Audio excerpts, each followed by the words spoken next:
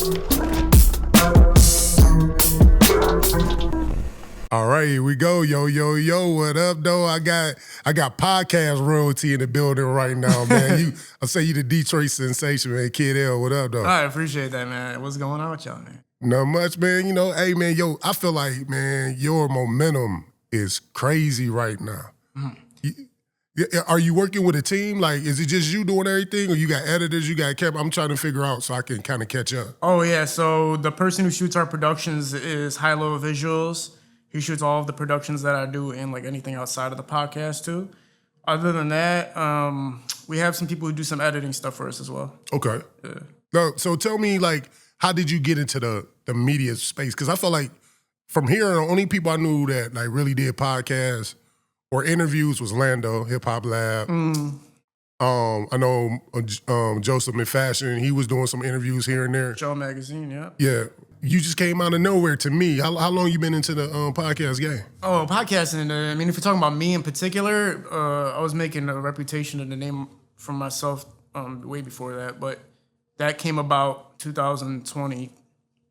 I think like towards the end of COVID, I started podcasting. Gotcha. So like COVID kind of pushed everybody to try to do something content-wise. Yeah. Was it because of that circumstance? What were you doing before content? So if you want to rewind, or do you want to start from there? Let's rewind. Take me to the beginning. 2012, I was shooting music videos for local artists in Michigan. One of the artists' name was Nolan Presley. He's 2 Chainz, a sound engineer right now. And that's when I started shooting music videos with him. And then I started shooting for local artists that, no disrespect at the time, I didn't know what the Detroit Underground was in 2012. I thought the Detroit Underground was like D12 and Bizarre and stuff. So I thought these dudes I was working with were like right before Eminem. Like I was working with this dude named Murder Matt. I was working with this dude named Bobber Harry. I was working with all these artists thinking they're like next to blow, when really it was just people thinking that they're in the game and they're not really in the game. It's like a facade type shit. And I was so ignorant to the underground, I didn't know it exists. Fast forward to 2017, one of my old clients had hit me up. He said, yo, I got Sada Baby in the studio. Come shoot a video for us. I did not know who Sada Baby was. I'm like, looking up on the internet, I found some Spanish dude. I was like, I don't give a damn about some Spanish dude, Sadie Baby. I don't care about this dude. I'm like, I don't care. Pay me, I'm coming. They paid me, I pulled up, clicked hands with Scoob, and I guess Jobina, who was his manager that had passed away, she like took a liking to me and she said, you want to shoot a video for Scoob next week? I said, all right, let's do it. Shot a video for him in 2017. It was called Sada Baby Ape Shit. It did 1 million views in like less than a year or something like that. Everybody was telling me, make an Instagram, trust me, make one. I made one. I got 1,000 followers in one day just off of that video. So after that, I was like, wow, like, I got a following, I guess. Let me just keep working. So 2017 is when I actually started really pressing in the Detroit music scene. Got you. So what is your relationship right now still with Sada? It's my brother, man. I just seen him like right before I got here. I mean, that I can't even express where he took me and how I helped him and how we both helped each other get to the point that we're at now. Are you still into shooting videos? Is that still something you do? I'm gonna start taking it to the next level with shooting. I don't do running guns anymore. I don't really do event shooting anymore. I don't really do nothing like that. Only if my homies call me and they need something, I'll pull up and show love, but nothing like that for real. So ideally, you want to get into like treatment-based type videos, things that got... Yeah, I'm starting a series very soon. We're actually shooting production this weekend with my boy Tito. We're starting the show right now. The name of it is Broke Boys. It's going to be a TV series. We're going to probably pitch it to like Netflix or Detroit's Netflix, which is Tubi. Okay, so you really getting into the film side of things. Now, so are you done with the music video? So music videos, you're done with that? Yeah, that's been done since like about 2 years ago. Like I said, unless one of my friends calls me like Big Squad, Project Boys, something like that, then I'm not pulling up for no camera with nobody. Got you. Now, give me the premise behind your podcast, like right now, like that. What you do? Do you consider that a podcast? Yeah. So the podcast actually started by accident, basically. I was doing music reviews for a while, and it was really, really turning up. Like, we were doing crazy numbers doing music reviews. And Helava had hit me up, and Helava said, hey, can I come do a music review with you? I said, yes. We got into a studio. We did the music reviews together. And then at the end of the music reviews, I looked at him, and I was like, man, I got Helava sitting right next to me. Let me just ask him some career questions about music, because he's a big dog right now. Asked him some questions, we posted those, and that's how the podcast really started. Got you. It wasn't like a conscious, like, oh, let's start a podcast. That's how it all began. So Helliva was the first to ever get an interview. Yeah, Helliva was the first person to get a real interview. Got you. What's the weirdest first that you've had on your podcast? Is everybody want to come on there and say, I'm the first to do something? I mean, so a lot of guests come on and say that they're the first to do something, right? First person to eat at Coney Island, all that stuff, which is always wild. But the craziest one, I think, was the dude who said he was the first rapper in Detroit ever. And he had just started rapping in 2008. SS Narrow. But his music's actually cold, I'm not going to lie. But he said he was the first rapper from Detroit ever. Then another guy came on and said he was the first person to say my baby. That was crazy. And then the first rapper named Baby came on. He said he was the first rapper named Baby. And now somebody's making a series about debunking all these guys. So, what are you going to do? What do you feel like is your most memorable or most impactful interview you had? Honestly, KashDoll and All-Star JR pivoted my podcast. KashDoll pivoted it because it already had been so much of a story built up between me and her coming on really transcended everything for me. It kind of stamped me in the city, like really stamped me. And then All-Star JR brought me back to the roots of who I am. He brought the comedic side back. Like, yo, let's have fun, dog. Like, type thing, where it's like, you don't need to know everything about Detroit history. You don't need to know everything about these artists. Just come on here and let's have fun. So I give props to JR. He brought me back to my roots of like being comedic and being funny, because that's what I really wanted to always bring. So bringing up KashDoll, because I think you did like such a hell of a job just building up to it, just from your online antics. Yeah. So did you sit down and like purposely start thinking to do that? Tell me about it. KashDoll was something where I was just scrolling through Instagram and I had seen her face, and I literally just stopped and I'm looking at her like, what's going on here? Because this is great. Like, she is drop dead gorgeous. Started following her and seeing how funny she was, how cool she was. We have the same exact style of humor, everything like that. And so I just started photoshopping myself in pictures with her, because I wanted to just be like, yo, I need to be next to this woman. How do I do that? This is the only way. That's what I did. And I was doing it. She wasn't really, I don't know if she was feeling it or not, because it took like a year or two for her to tap in for real and start reposting it. But then when she started reposting it, we started getting like, And then her management had hit me up this year to come do an interview. Okay. Which was crazy. So when I seen that, I was like, what are you joking? Did her dude ever say anything to you about it? So Tracy, the reason I knew Tracy wasn't mad is because I made a post one time and he like left laughing emojis. So I was like, all right. And plus, I don't think KashDoll would pull up if she thought Tracy had a problem with me. Got you. Now, I want to know who dressed better, you or Sada Baby? I dress better than Sada Baby. And really, I'm Sada Baby's big bro. Sada Baby's actually younger than me, for real. And when it comes down to the nitty gritty, when it comes down to actually like life decisions, I feel like I have better game and better advice than him for the most part. But I think when it comes to like moving and maneuvering and like, star celebrity, getting people to really go crazy, that's what he's got on deck. But as far as dressing and everything, I feel like I got a more distinguishable look than him for sure. Well, why do you feel like they be hating on your dress sometimes? Who, School? Yeah. I think School really wishes he could dress like me, bro. I think Sada really thinks he thinks he's got it going on, and then he sees me and he goes, oh man, he gets annoyed now, because when I was starting off, nobody knew who I was, and he looked at me like, yeah, see, and now he's seen everybody's looking at me because my wardrobe got better. So now he's getting offended, like, oh man, now you're taking the spotlight away from me. I'm supposed to be the cordboard nation here, and now you're taking over. So gotcha. He's having a problem handing down the cordboard torch. You being so close to Sada, like the word out there sometimes is saying like maybe his career is on slowing down a little bit. Sada? Yeah. How do you feel about that? I think personally, Sada Baby's been through so much trauma and like if you knew him like I know him, and knowing what he has to go through on a constant basis of losing friends, losing family, having things in the industry turn against him, just so many things that just like losing bodily harm and a lot of other things that have happened to him, losing his pops. A lot of things have happened to him where it's like you gotta take a break, because you got to reflect and just take a second. And he didn't want to do that, I think. I think he just wanted to keep going and keep going. And I just think he needed to sit back and relax for a second, because he needed to balance out himself. And he didn't do that. And so I think at the end of the day, he's going to have to take that time. And I think he is doing it now. And when he comes back, it's going to be bigger than when he started. Got you. Now, I recently did an interview with Peanut. Yes.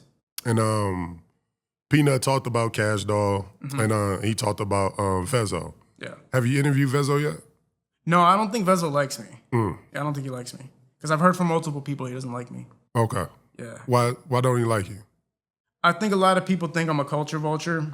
I think I don't know if he does. I don't know if in particular, but I've heard a lot of people say Vezzo does not like me, which I have no problem with him. But the only time we have ever interacted, he did not even like say hi to me or nothing. He just, he looked at me like I wasn't there. So I knew like, all right, this is not a good start. And I don't blame him because, you know, I understand it. I get where Detroit's I get where a lot of people think that, and I understand it. I'm not gonna ever be like, all right, like y'all are wrong. It's like, what's the point, you know? Do you feel like you're a culture vulture?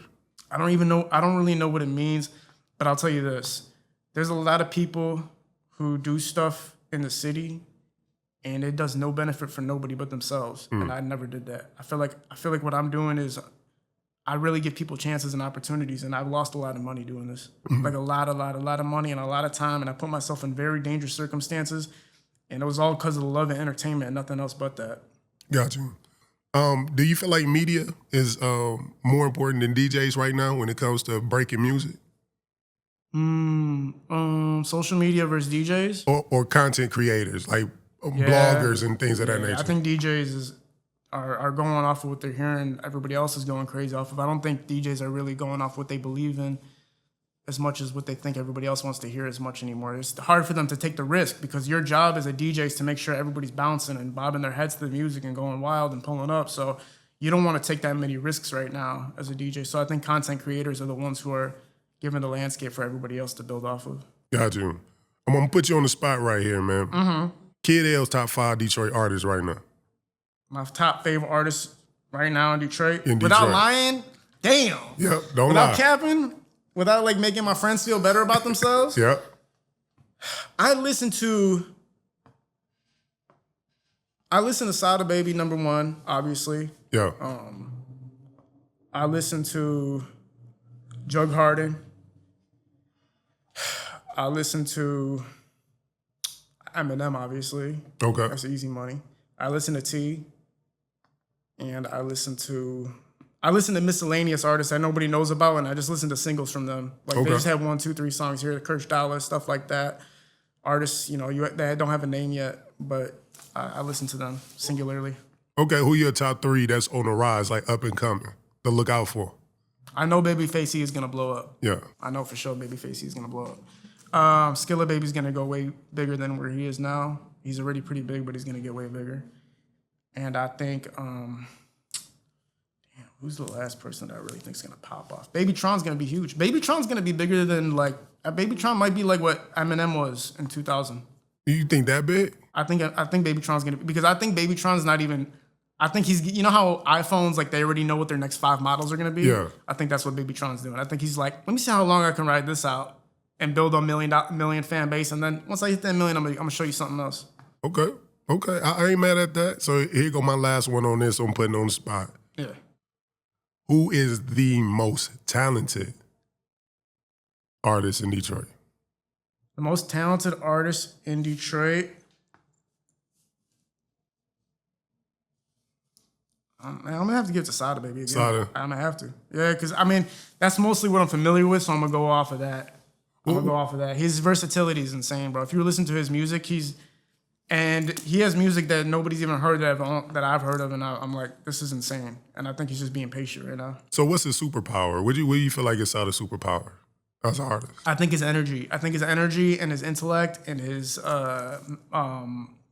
able to recall, you know, any type of circumstance or instance that we might not be thinking about and tie it together in his music in ways that no other artist is really doing. Because a lot of people are just saying off the wall stuff, but if you really listen to Scoob's music, you can hear how things really, really make sense if you pay attention. I was introduced to Sada Baby through Say Cheese. Say Cheese dropped a top 10 Detroit list. I'm gonna say this is like 2017. This is when he just dropped Scuba Steve. So whenever that came out. Yeah. And so I just went down the list, like, let me listen to different songs. And I heard Sada Baby for the first time. And I didn't understand it. I was like, this shit is trash. I did not like it at all. Until I stumbled around and start seeing his videos and just seeing how charismatic he is, how he be performing, he dancing, like he having a good time. That made me start understanding and like his music more. And Sada Baby is probably my top stream artist from Detroit right now too, for sure. That's cool. What else you got on your list? Let me see. Sada. Well, my man from Flint, he sound like Rio? Not Rio. He sound like Big Hurt. RMC Mike. RMC Mike, yeah, he's fire. You know what I'm saying? Big dog, he get me lit. Who else I be listening to from Detroit? T Grizzly, definitely for sure. Peasy. Peasy's wild too. And I like Vezzo. Vezzo definitely grew on me. I rock with Vezzo. Them like my main five that I stream a lot. Yeah, but Vezzo's like boss music. That's really boss music for sure. Yeah. Where do you see like Detroit right now, man? Like in the industry, as far as the music industry, do you see it still going up? Is it getting bigger? I think that there's a lot of artists that have super potential to blow up, but it's just a time thing. I think in 2025, everybody that's hot right now, that's when their time to burst is gonna be.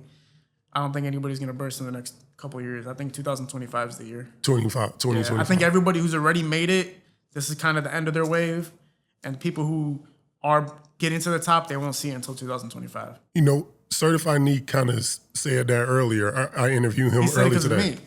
I said that first. Okay. I really did. I was the first person to say that artists aren't going to pop. I have it on Instagram. I'm the first person to say that no artists are really going to pop till 2025, and he's seen that, and he knows that. Because I said it first, and it went viral on Instagram. It was me. It was you? It was me. I swear, I'm not even playing with y'all. It was me.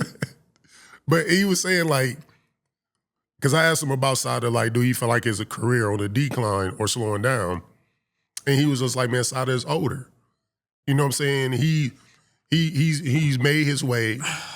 But, you know, his younger kids coming in, the 16, 17-year-olds are listening to their wave. So, and he said also what you said, he been through a lot of stuff as well. Yeah. So, I mean, I can see that.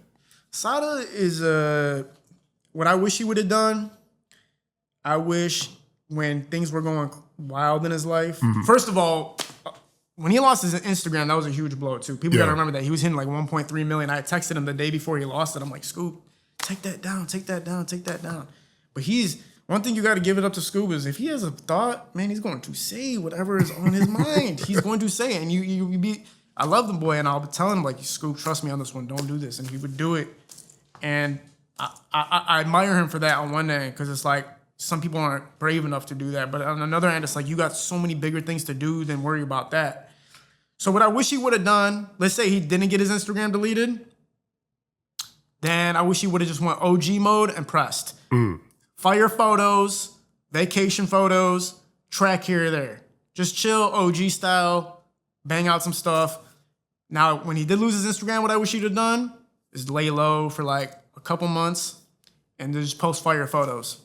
That's what I wish he would have done, just post fire photos. Until you find your thing again. So his wasn't a temporary ban. You seen what he had posted? It was over. Oh, no. I seen it. So what happened was the night before he had lost it, he posted one thing. And we were in the group chat, said, Sada, take that down right now. And we all laughed about it. And he's like, all right, you're right.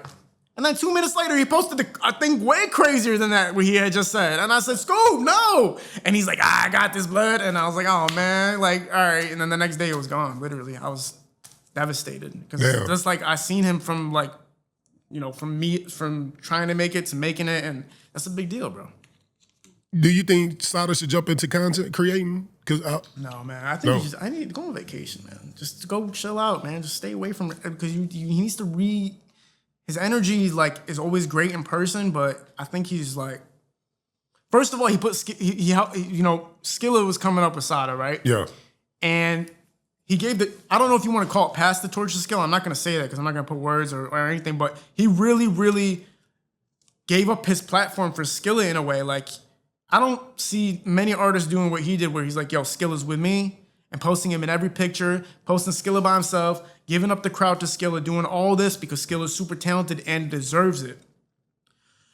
And then seeing like Skilla flourish now, it's like, I don't know how I would feel about it You know what I'm saying? I don't know how I would feel about it as an artist. Yeah. Or as a person that's like, I still got a lot to do, and I gave, I'm passing the torch to him. So again, commendable, but again, it's just hard to talk about. I would have to talk to him. Do you feel like Skilla has hit a level that Sada up to Sada level already, popularity wise? No, I wouldn't say so, because I remember watching Sada come up, and I remember like my neighbors not knowing who he was one day, and then the next day at a barbecue, they're banging Block's Party. And I haven't heard that from Skilla yet. I haven't heard people bumping Skilla the way I heard Sada Baby being bumped around the whole city. Yeah. But Skilla's time's coming. Got you. It's coming. Being so close, and we'll get off of Sada in a second. Skilla working with T Grizzly. Yeah. Do you think that any way that impacted Sada Baby? Again, I have to talk to him because I haven't talked to him in a minute. But watching about anything in like particular, like we haven't had like a heart to heart about anything in a minute. But I can't talk about it. Got you. Yeah, I have to talk to him. Got you. Hutch got killed last year. What was your impact? What do you think that impact was on the city and when you found that out? That pissed me off because everybody was blaming Detroit for that. And I remember when Hutch had gotten, obviously he had passed away. I remember specifically saying, everybody stop talking till we know what happened, because you guys are putting Detroit on a bad spotlight when we do not know what happened yet. I literally made that comment, and a lot of people were tapping in, and I made a post about it. I said, stop talking about it till we know. Everybody's blaming Detroit, bringing the city down, and it happened to be his lawyer at the end of the day. Like, come on, man. That shit was wild. A hell of a twist. Yeah. Like, what do you... Your lawyer put a hit out on you to get you killed. That's wild. Conspiracies were crazy, and I'm just sitting there like, bro, just let's hear what happened. Like, chill out. Do you got buffs? You got Socardis? No. Why not? I can't afford to really like do that right now. I can't afford to buy a pair of glasses and get robbed. And then act like I did. Have you ever been robbed?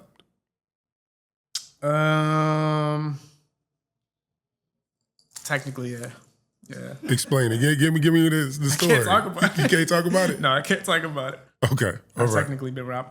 And a lot of time I used to I still keep my mouth shut to this day, because no, I'm not even gonna say that.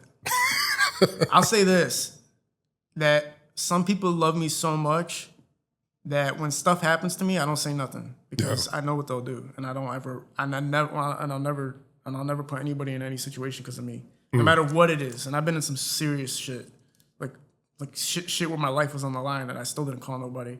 Because I'm not going to have nobody get involved in something that's my fault, But how does it feel to have that type of power, though? Like, you just walk around and you just look at your phone like, I can call these people and get this. I got my ass whooped because of it one time. Well, I almost did. So check this out. This is one I'm not afraid to talk about. So one time, there was a dude, I was giving away free music videos, okay? This dude had won. I shot his music video, and I just didn't edit it because I was like, man, it was free. I'll take my time, whatever. He called me, said, I need my music video tonight. And I said, who are you talking to, bro? Like, who do you think you're talking to? I said, man, who do you think you're talking to right now, bro? And I started talking crazy to him on the phone. He said, yo, where are you right now? I said, I'm at MGM, pull up. He pulled up. And he had this shit on him. So that was when I realized, shut the fuck up, man. Shit. The internet is not a game. People will pull up on your ass. And that's when I learned, like, stop talking. Just shut the fuck up. So is the internet now officially the streets? Is part of the streets now? For sure. Yeah, there's no question. People get hurt all the time because of the internet. It's real. It's real. Why is that? Is it because gangsters really, like, emotional? Like, they feelings get hurt, and so... It's an honor thing, right? So, like, everybody's got their honor and pride on the line. Like, yo, you let this dude say this to you, and then they're going to do something about it. So pride is kind of like a positive way of saying, really, my feelings is hurt. I don't like what you're saying about me. You're embarrassing me. I'm going to hurt you. So the way I respect it is this. Like, even, I take this from somebody else's saying. Even a terrorist, at the end of the day, is the best person on earth, because in their mind, they're doing God's work. They're going to the limit for what they believe in. At the end of the day, as much as everybody wants to hate them, and you have the right to hate them, their belief is that they're doing the right thing, and they're going to stand by whatever their principle is. Yeah. So in any circumstance where somebody's belief is on the line, or somebody's, pride is on the line and they really believe in what they're defending, you got to respect that to some degree because it's like, yo, he really believes in defending himself and he really believes in who he is as a person. Yeah. Now, spiritually, because I come from a spiritual background, I think don't get involved in it in the first place. Don't get involved in it in the first place. Don't get involved in it in the first place. It's just not worth it. Well, that terrorist analogy that you used, that came from me. I was the first person that used that analogy in my interview with Charleston White. For real? We was debating about good and evil. Does evil exist? Mm-hmm. So you got it from me. And it's cool. You're welcome. I just wanted to cite myself. I want to say anything. I want to... Yeah. You say some real shit. Hey, man, thank you. You know what I'm saying? But for you, now you saying you get into like TV shows and things like that, man. Like, is that the overall vision for you? Like, what do you see for Kid L? I feel like my dream's always to break into production, and that's what I'm gonna do. Is I'm gonna break into production. Got you. You gonna do like bring some television shows back, like Full House, like family friendly, some things like that. It's gonna be like what's that dude's name that just walks around the whole time and shit's always happening around him? I forget the name of it. He was on Seinfeld. Oh, Kramer? Hell no. Seinfeld. What's the one dude that he wrote for Seinfeld? He has his own TV show. It's called Curb Your Enthusiasm. Oh, okay, yeah. It's going to be like that, only it's going to be like Detroit. Okay. Hey, man, do you love the city? What's your favorite thing about the city? And we end on this. Detroit. I love Detroit because of the people. And I think that's what you have to look at, right? Because people in Detroit, it's transparency. This is what it is. There's no real facade for real. It's like, this is what it is when you really get to somebody and you talk to them and, you connect with them on a certain level, you realize like this person is just who they are. And I think that's why a lot of people can't hang is because they don't know how to just be themselves. Yeah. And you figure that out throughout time. If you're just yourself, then everybody will accept you.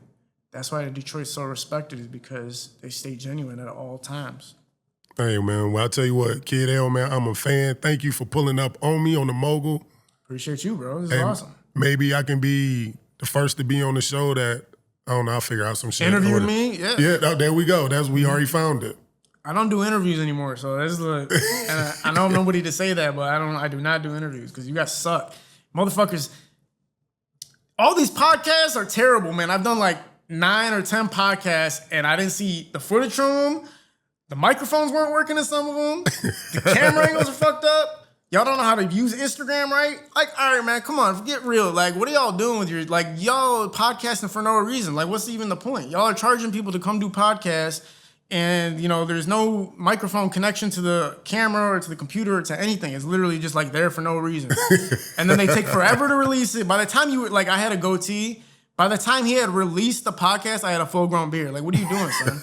I'm getting so sick of y'all. And then when they post the top 10 podcasts in Michigan, one time my name wasn't mentioned, and it was a bunch of podcasts that averaged 0 views. Not 1, not 2, not 3 views, 0 views. Top 10 list, I'm not honored to be mentioned. All right, whatever. Then on top of that, they released another one, and my name was number 1. And people in the comments talking about their podcast. Yo, shut the fuck up, bro. You are not doing shit. Stop acting like you're doing something when you're not doing something. When I was down, I kept my head down until I seen something. I didn't say, yo, my podcast is the biggest podcast. Check out my podcast. I gave it up to who was doing it. When Lando was doing it and killing it, you give praise to Lando. When Fashow is doing it, you give praise to Fashow. You don't go, no, my podcast is the biggest when you're averaging 0.0 fucking views. Shut the fuck up, bro. It's just so disrespectful. And people are like just delusional, and I'm sick of delusionality, man. I'm sick of people saying that they're the best, the biggest, the anything, when for real, you haven't done shit. Like, shut the fuck up. That's all I gotta say, for real. Hey, get your shit off, man. Hey, we're Kid L, man. That's all I gotta say. I appreciate you. Love the show, bro. Hopefully we could connect again in the future, and until we meet again. For sure. Peace.